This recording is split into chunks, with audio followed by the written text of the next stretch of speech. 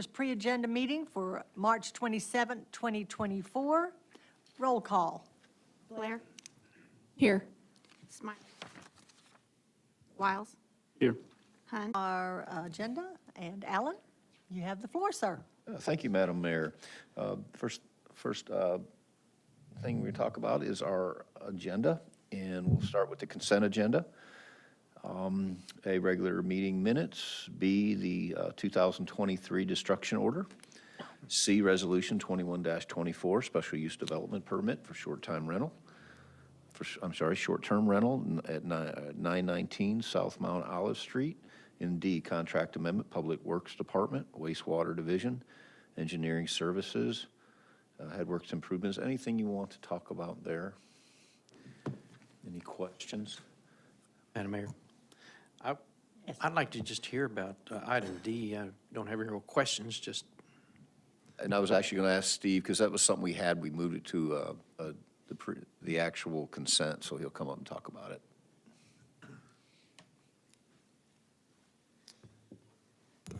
Madam Mayor, members of the board, Steve Gorzek, Public Works Director, and Director Carroll, thanks, because I was looking at that thinking, I got a movie to show. Well, I got pictures to show, so. That was a good segue, thank you. This was, well, let me back up. What will go to all of you next Tuesday will be to get approval for McClellan Engineering Consultants to finish the design on the wastewater headworks project. They're at 30% design and they stopped because that's where their contract was. And the contract was written to go to 30% for a reason, and that's because the method of project delivery that we're going to use on this particular project is construction manager at risk. And in doing so, you generally bring on a construction manager at 30% design so that the construction manager will work with the engineer and the city on the project, and then by 60 to 65% in that range, the construction manager will put together a guaranteed maximum price based on working with the engineer and us on this project. And then they lock that price in. And then at that point, I would come back to the board and ask for approval for the actual construction. But at the moment, we've got, we need to get the design approved to go to 100% and then bring the construction manager in to start working on this. So I have a PowerPoint presentation to show that will hopefully illustrate the need for this improvement that we want to do on our headworks part. And I turn around and come back and it's there. Look at that. I like that.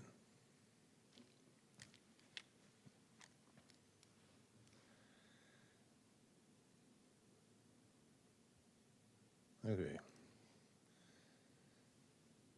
So,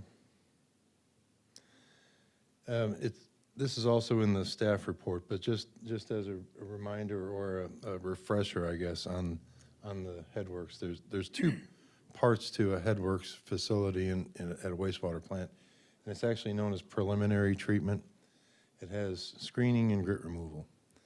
The screening, as it says there, it'll remove all the floating debris that's in the wastewater. In doing so, I mean, that is a whole number of things, but the most common, or the one that most people recognize anymore, is the quote-unquote flushable wipes. We get a lot of those. But you get Q-tips and you name it. The things that go down the toilets amazes me. But anyway, by removing all this from the wastewater, it protects the equipment in the facility, and it also keeps from getting a buildup of debris in the concrete basins that are out there that are doing the various portions of treatment. Then after screening is grit removal, and grit removal is just removing material that can settle if the water were to slow down. And in a grit chamber, it goes through a wide spot in the road, if you will. The water slows down, so heavy materials like sand, dirt, coffee grounds, things like that will settle out, and then that water will pass on into the treatment process. We're gonna, with this project, we're going to hold off on grit removal just based on funding. The screening right now is the most critical part because, and, well, I'll let the pictures explain it better. Okay, let me get my pen out here.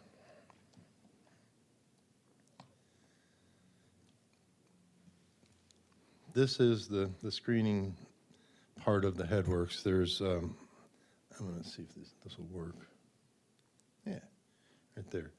That's one of the screens, and this is the other.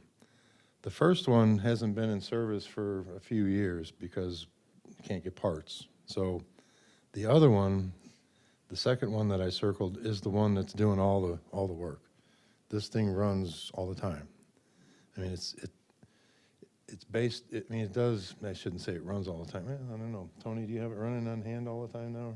Yeah. Okay, it used to operate based on the level of the water in the channel right before it. So this thing's running 24/7.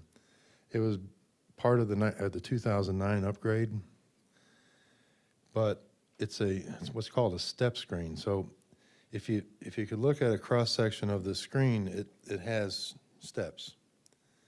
And as the screen goes up, the step comes up off the concrete and leaves a little bit of a gap before the next step takes its place. Okay, and I'll show you what the problem with that is here in just a minute. But again, this is the one that's doing all the work. This is the one that's not in service, but in the design, we will get 2 new screens and the channel configuration will be completely redone. So we will build another of what's sitting right there, right next to it. The only difference is there won't be so many bends. There's 3 90-degree bends before the screen and 3 90-degree bends after the screen. And with screening, you want the flow to come into that screen nice and easy. I mean, a nice consistent flow straight into it as opposed to this constant turning and shaking everything up. And the screens don't work as well when that happens. So we're going to build a new system right next to it. This will still be in operation during construction, but then when the new system is ready, then we'll take this one out of service and get rid of all the equipment and then operate the new facility. Okay, this is what happens when you have a screening system outside. I've been around a lot of treatment plants in my time, and I can count on one hand the number of plants that I've seen with headworks units outside, and we happen to be one of them. If you look, and I'm not going to zoom in, but but along the concrete are icicles. So this stuff was frozen, and it froze to the screen, which means that the guys had to take a rake and rake the stuff off the mechanical screen because it was just frozen to the screen. And it gives you an idea too how much debris comes in. Okay, so after the manuals, or after the automatic screens is a manual clean bar screen. It's kind of a backup, and if anything gets through the mechanical screens, it'll go through this. Well, it does. And there's a picture of that. That, where all the debris is, again, this was the same day that they took the same picture up at the mechanical screens where it's frozen. If you notice the stainless steel piece right up in here, right behind the piece that I just showed you, those screenings are frozen too. Eventually, it gets raked off of, and you can see what's left, just that little bit in the corner of that part that had all the stuff piled up. On a regular basis, even on days like today when it's warm enough and nothing's freezing, the guys still have to rake that manual screen, and we'll get a wheelbarrow load of screenings every day. So the mechanical screens just aren't working as good as they should.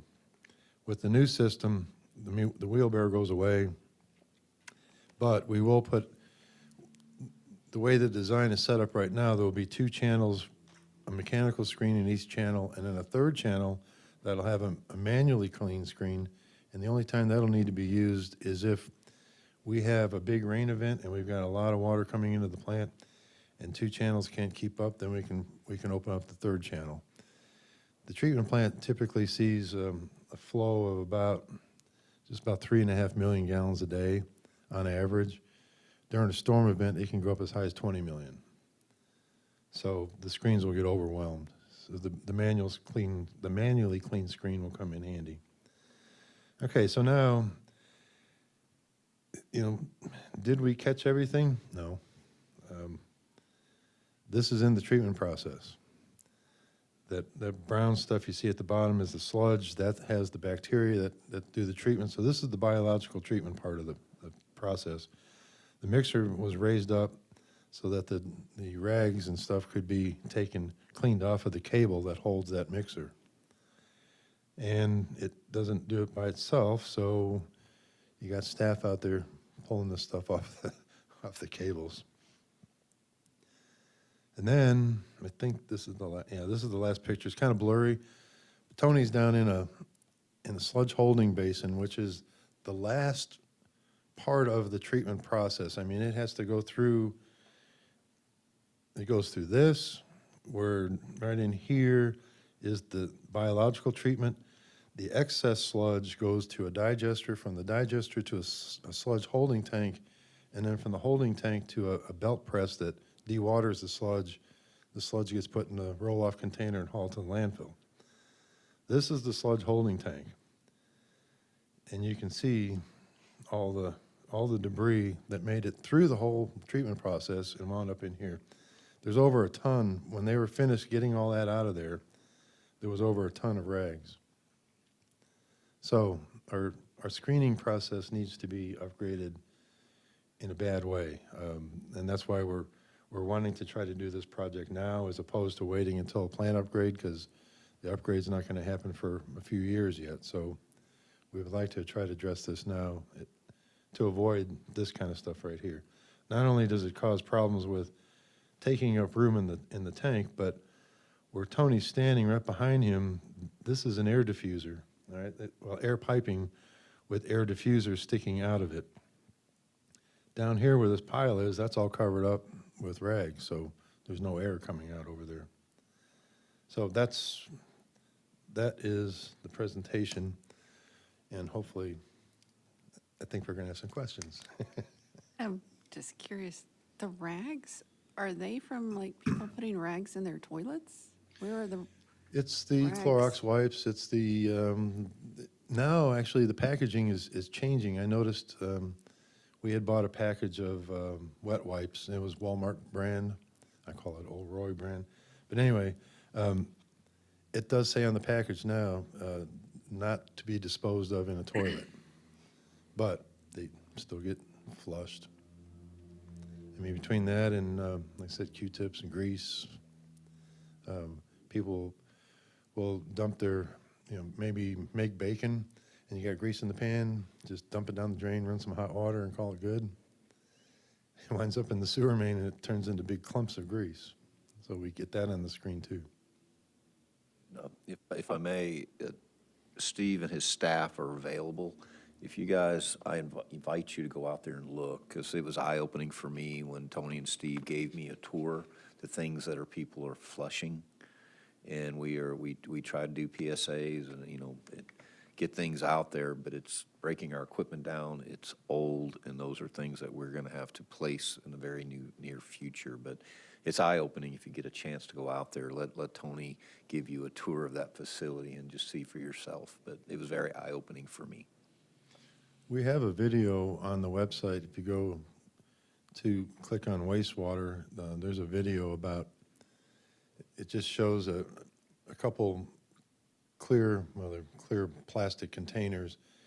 One has toilet paper in it, one has flushable wipes in it, and then they turn on these mixers, and the paddle stirs, and they just sit there and stir. Toilet paper breaks up into little tiny pieces, but the flushable wipes actually wrapped around the mixer. So they just don't break down. a lot of plastics and a lot of different things that girls flush. I don't know how to say it eloquently, but there's a lot of things that are just flush that are just tearing the machines up. And it's just, again, we need to try to get out to the community more to show them the damage it's doing to our equipment. So we will continue to try to do that. So, Any other questions? no, But as Steve brought this, we want to put it in, it's just something very needed, but it was Steve's idea to do a presentation just to kind of let you know what we're asking for and what is needed. all right, thank you. Thank you, Steve. Steve? Any other questions for consent? All right, we'll move on to contracts and approval. Lease agreement, Illinois River RV Campground LLC. If you'd come up, Travis, just kind of give us a brief on that. Good afternoon, Mayor, Board, Travis Cheney, Parks and Rec Manager. You've seen the memo in front of you, so this year we'll be doing another lease agreement for management of the kayak park. You'll see the title of the entity that we're leasing the park to will change slightly, so it's not Illinois River Watershed Partnership. This is Illinois River Campground and Canoe, or RV and Campground. They're just downstream of the kayak park, but they'll be doing the same things that IRWP did last summer. And you'll see some of the accomplishments from last year that we hope to replicate this year. I'd say from all of the metrics that we hoped to gauge success by this previous year with this kind of new management model, we met all those metrics. We had, to my knowledge, no complaints from neighbors, which has been a big deal for many years. No cars parked illegally on Fisher Ford Road. I think Chief Miller could attest that the number of police calls was down significantly this year. Our staff, our park staff, was not out in restrooms for long days on Saturdays. It was kind of handled as it came, as needed. So again, from all of our metrics of success, last year was a really big success. And so we're hoping to follow the same model this year with Illinois River RV and Campground. Last year, you may or may not know, our agreement with IRWP, since this was our first year, we didn't have a good sense of how much income could be generated. Our agreement with them was that we would reimburse them if they didn't cover their staffing costs. And so they had about a $3,000 shortfall last year that we covered. Really, the main reason for that was that on Fridays, they never saw enough traffic to cover expenses. So this year, we won't charge on Fridays. It'll be unstaffed on Fridays, just Saturdays and Sundays and holidays. And the outfitter, they expect to cover their expenses with that model. And open for any questions y'all might have. I know that last year they provided life jackets. Yes, and so I might IRWP, have just overlooked it, but I yeah, didn't see it. they'll continue to be there in a support capacity, so they'll continue to run the life jacket loaner station, which was a huge success. And I'll just say personally, every time I was out there, that life jacket loaner station was empty, and every life jacket there was in use. I'd say the biggest increase that I saw was life jacket wearing amongst children. Was a night and day difference. So they'll continue to do that. They'll continue to do some educational tabling and outreach out at the park. But it'll be Illinois River RV and Campground that's staffing the park. So, not that it matters, but is there a reason that IRWP isn't doing it this year? You know, I think they're committed to the success of the park, but I think we're open to not being the primary lead on it for the long term. So I think they stepped in last year to kind of try something out new for us and serve in the best way they could. And you know, this year again, we that was a 1-year agreement. We opened it up to bid again, and again made it clear to them, if you want to put in a proposal, go ahead. If you don't and want to serve in another capacity, we're welcome to whatever you want to do. And so I think they chose to go in a support capacity this year. And Director, to follow up, they very much, I've talked to Leaf, they want to be involved, but they would rather do it from more of a safety perspective. this is very taxing on their staff. This is something that I'm very supportive of because as the former police chief and the chief now can tell you, it took so much off of us last summer. We weren't having to respond to a lot of calls. We weren't having parking issues. It's very nice to have, and it's not costing us anything. Neighbors have commented to me how much nicer it was there this past summer. Yeah, and I say not costing. Last year, we had to pay a little bit of money because we were open on Fridays. This year, they're not going to be out there on Fridays. They'll be there on Saturdays and Sundays and holidays. Is that correct, Travis? And then since they're leasing the park, they will pay to the city any income that they make on day use fees above staffing costs. And then they're going to rent inner tubes and a couple other things. But that'll be the model going forward. Questions? Yes. I know one concern has been how hard it is on the landscape there.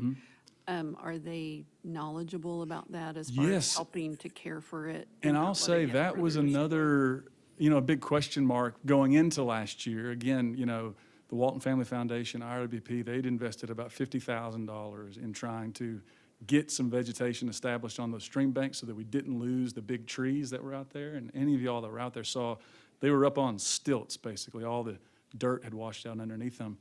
And so we'll be doing the same thing this year that we did last year, which was really effective, surprisingly. It was a single strand of manila rope around that perimeter that we wanted people to stay out of. And we posted signs in English and Spanish that said, restoration area, please stay out. And people, I think the combination of the park just being staffed and there being some physical barrier, people stayed out of it. So these folks will do the same thing. They'll have one person at the gate, one person walking the park, and if folks are in there, politely ask them to leave. But last year, just the manila rope and the signage did the trick. And we were fortunate with rain. It came steadily last year, no major floods, but enough to keep vegetation growing, and everything just took off. So it went really well. This year would be kind of a trial for us also with the new Woka Park opening up. We don't know if a lot of our patrons will be going there, and we'll have more or less, so we'll have to just see how it goes this summer. Thank you, Travis. Yeah, sure thing. Thank you all. Board, the next is our ordinance 24-05, third reading, Master Street Plan Amendment, right-of-way determination. Yes, this is the third reading of that. This is the request for the city engineer to have the authority to change the classification of a street up or down one classification, similar to the way that the city administrator can change a classification of a corridor. This would expedite processes, and we did include an appeal process that would be that would allow an applicant, if they were denied, to appeal that decision of the city engineer directly to the board. Thank you, Chris. Any questions? If not, G, ordinance 24-07, second reading, vacation of utility easement, 21,000 block of Davidson Road. This vacation is a pretty standard vacation of a utility easement to allow for construction. There was a property line adjustment at this location, and the applicant would just like to make this land buildable. Questions there? Jason, if you want to come up, the next one is ordinance 24-08, first reading, amending civil municipal code, section 82-41, rates. I'll let him give you a little update. I'm sure you'll have some questions here. Good afternoon, Board, Mayor. Jason Davis, Public Service Director. So yeah, what questions do you guys have about the rates that I've proposed? Any? The extra, the $2.60 for a bag, how are you going to bill that? Is it going to be like added to their utility? Okay. That was so- my plan, is to Okay. do something like that. Would that work? Yeah. And will they know, people know, or how are you going to let them know they owe the extra, or it's going to be tacked I mean, on, I think or that's how something that we will have work? to just really put out on our media and let them know what we'll be doing moving forward. For me, it's trying to obviously collect what they're using and make that right. But it's also an incentive. You know, we want to push for our free services that we have and our recycling and giving out more bins so they could utilize that instead of throwing the trash away. So I'll be working with Megan on a lot of that for social media and getting that out there. And we may even do some kind of flyers or something like that to get it out as well. The question, one of the things with this ordinance really important is the franchise fee. Just some issues that we're having. Jason and I had a meeting yesterday with a company, and one of the things that we do is some people, to get tax credits, their garbage has to be hauled to somewhere that it can be Zero landfill. incinerated or something like that because they get their tax. And in the past, we have been taking people's trash all the way to Tulsa, and all we've been doing is charging them $335 for the dumpster, and we're actually losing money. So these are things where if they hire an outside company, we will at least get a franchise fee for the hauling of that. Right. You know, where someone, a company's and it's not coming in hauling this trash. And I'm also trying to work something out with these companies that we're happy to provide a service, but it's just, we can't lose money to do it. So Correct. that's kind of where we're at that, and that's why we think, and if you drive around town too with these franchise fees, you will see other people's dumpsters all over the city. People hauling trash all over the city. And again, this is a way that, you know, we get, if they do come in the city gets 10%, at least a 10% franchise fee. I think that's very important that we do this. And the way we'll set that up is they'll apply for the permit for that, and I'll sign off on it if I'm good with it, and then it would go to the administrator to sign off on that and allow them to operate within inside the city limits. So, as Alan said, we met with a company yesterday, and, you know, for us to haul all the way to Covana, this is where they want us to go, and to charge what the rate is right now, we can't do it. We're not making any money. So they want to possibly look at having somebody haul for them, and that's where that 10% would come in, where we would recoup our cost and not be down. Because again, they're using our city and our businesses, so it just protects us on that part of it. Jason and I sat down and did the numbers, just for us to haul the trash, we're probably over $100 just in fuel. We're well over $100 just in, for our employees, you know, their salary that day. And then we also, out of that $335, have to pay to have it dumped, whatever that service fee is at Cabana.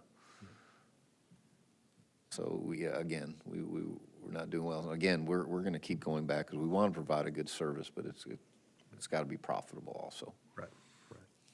So that's where we are on that. Other questions on fees? Thank you, Jason. Thank you. Moving on to I, ordinance 24-09, first reading, amending municipal code, chapter 102, short-term rentals. Thank you, Madam Mayor. Ben Rhodes, Senior Planner.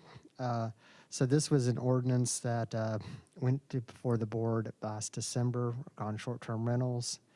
And as you would recall, at that time, the board requested that would be tabled for further study. And then February 14th, we came to the board about the direction on that, and we received some direction to pare down the regulations, which we have done. And so on February 20th, the city board did vote to remand the ordinance back to the Planning Commission for review with staff's edits. And the changes to Chapter 102 are generally the same as before. However, we added the definition for short-term rental that was previously proposed in the business code section. The definition adds key points for short-term rentals that are not to follow under any particular use unit, which pulls us out of the zoning considerations entirely for land use and becomes a use by right, similar to a home business license. Further regulations of these uses will only be through the business license, which is, these are already reviewed by city planning. With that, there's no additional regulations proposed at this time, as the current codes generally cover many of the impacts of these short-term rentals. The Planning Commission on March the 12th reviewed the ordinance and or made a recommendation of approval. And we stand ready for any of your questions. Thank you. Questions, board? Okay, moving on to J, ordinance 24-010, first reading, vacation utility easement, 200 block of North Simon Sager Avenue. Chris Paxton, Director of Community Development.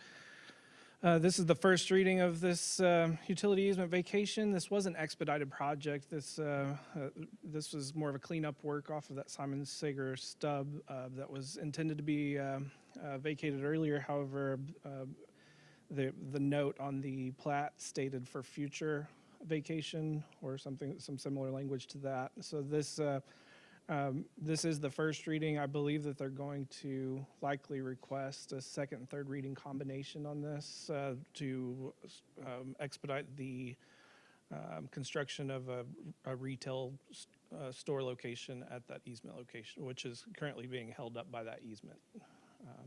I can stand for any questions.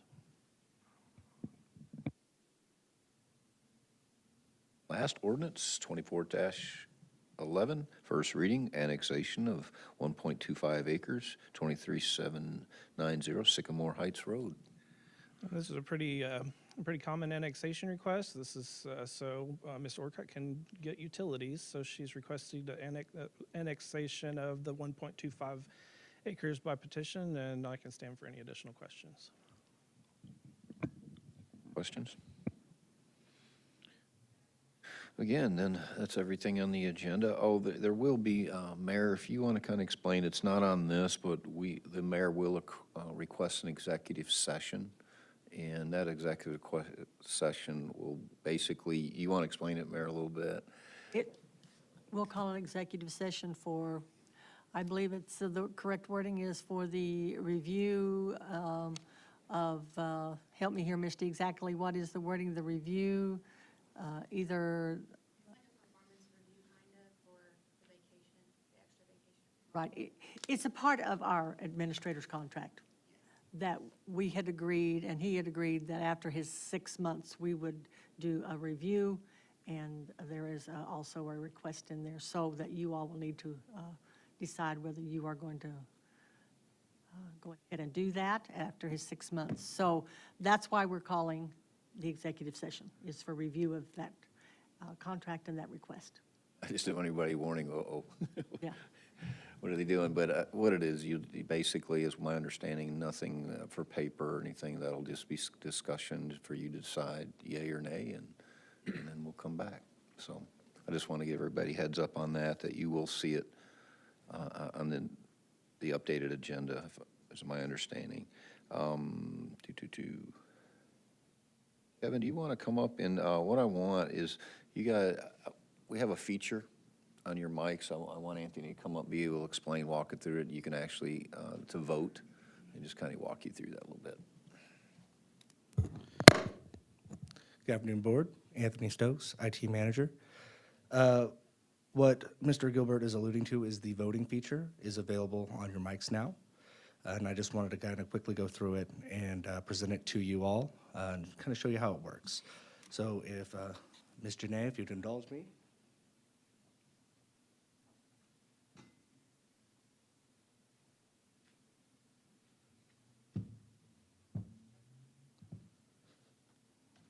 I'm going to mute that so I'm not being doubly heard here. After you do a motion and a second, we would probably start the voting process here. And Mr. Day would actually be the one starting it for us.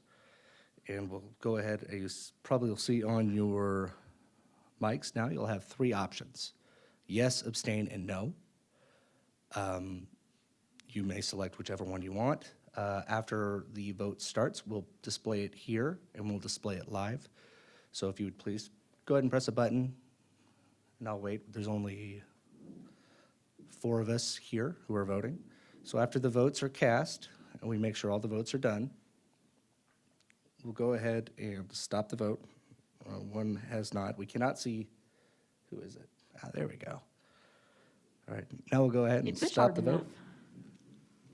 enough. You know me. This Oh, I'm will, supposed to push all of them? now you can select an answer at any time until the vote's stopped. So if you accidentally press a button, feel free to change your answer. It'll just re-show up here on the screen here. But that's about it. We'll wait, stop. You guys are ready? You said we could change our, Yes, How? so go ahead and just redo the vote there. Now you can go ahead and change it. it So if resets you press a everybody, button- though. I'm Not sorry. just one person can change their vote, it No, resets I'm- everybody. Yes, ma'am. So after we stop the vote, you can't change it at that point. Oh, I see what you're saying. Yes, ma'am. Okay. But at this point, you can switch between whichever answer you want. When you guys are ready, we'll stop, Ms. Janae will stop the vote. And it'll just be displayed up there. All right. I just want to make you aware of this. This is something that we could use if you were interested in that. How's that work with state law on state statute? We don't have to verbally say our vote, or does this take away from our verbal vote, or? And I was going to ask the mayor that, is with a board vote, is this a way to, or Anthony, is this the way to keep up with it? Because does the board, I don't know, Renee, if you could answer that, or the mayor, does it have to be in the public? Does they have to have a verbal vote that can be heard by the community? It was my understanding that this would equate to Same. the verbal. We can still double check on that just to make sure. And I will let Mr. Gilbert here know. that answer. Renee, do you have Question. Thank you. do you understand it? I was gonna say, you could have whoever is sitting at that spot announce the number of votes. It passes, for the mayor, it passes 3 to 4, passes 5 to 1 with 1 abstention. Because, usually after the vote, I'll say motion passes. And so I would think that if we just add to that comment, motion passes on a 6-0 vote or 7-0 vote or 4-3, just whatever it happens to be, 4 yeses, 3 noes, just, I think as long as that's part of what we speak into the record, that we're covered because we've got that electronic record.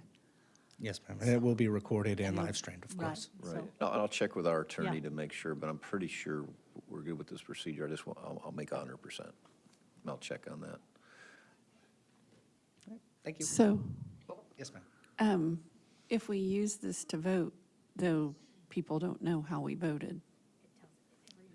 It'll be live Oh, streamed. Oh, okay. Yes, ma'am. We'll have those live streamed Okay. and over Cox 245. Oh, I can't see it. You got my glasses. Way to record it. I'm old. Any other questions? Thank you. That wasn't from my vacation, was it? I'm teasing. But no, I think this is a great future as we get used to it going forward. But any question here? Thank you, Anthony, for that. Just last thing I have is a couple things. A reminder, city offices will be closed on Friday. So if you need anything, just last day will be open is tomorrow until Monday, but city office is closed on Friday. And then I just want to throw a shout out to Kevin, Community Development. They had him and his wife, they birthed their child yesterday around 1:30. What was his name? Harvey? Ralph Henry Moore, Ralph Henry. or Little Ralphie. Uncle Chris over there. But no, congratulations to them on their birth of their son. So their I guess, mother and dad are doing well. And Mayor, that's all I have. Staff, is there anything from staff, anything that needs to be reported? Everybody good? That's all we have, Mayor. Turn it back over to you. Short meeting Well, today. they're all smiling, so I guess that's good, right? That's a good sign. They're just happy they don't have to talk. That's right. So we have a question? I do. Yes. I was asked today, and I've been asked in the past, and people are wanting to know the update between Lowe's and Walmart. That, I approved, Chris, do you want to give an update on that? I know it, I can give it to you offline. I don't know what I can announce officially. I know there's some issues that they're having with the current costs of development, of things being built. Kristen, before I kill it, do you want to talk about it, what we can say and can't say? What I can say is that the applicant has been granted an extension on their building portion of the site development. That extension goes 6 months beyond their 6 months. It's a 6-month extension beyond their expiration date. That is just for the portion of the project that is relative to construction. The economic development portion of that package is a separate entity and would be determined separately. when did the 6 months start? I don't have that date in front of me, but I can get that to you. It's been about a month ago. I don't know. So the clock is ticking, and once that extension goes through, they will have to start the entire process over again.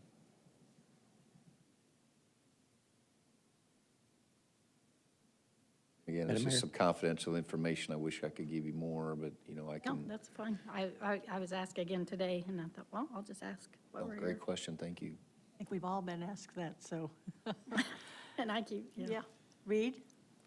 Can we have an update on our new little office, on how that's going, right up as we enter the door?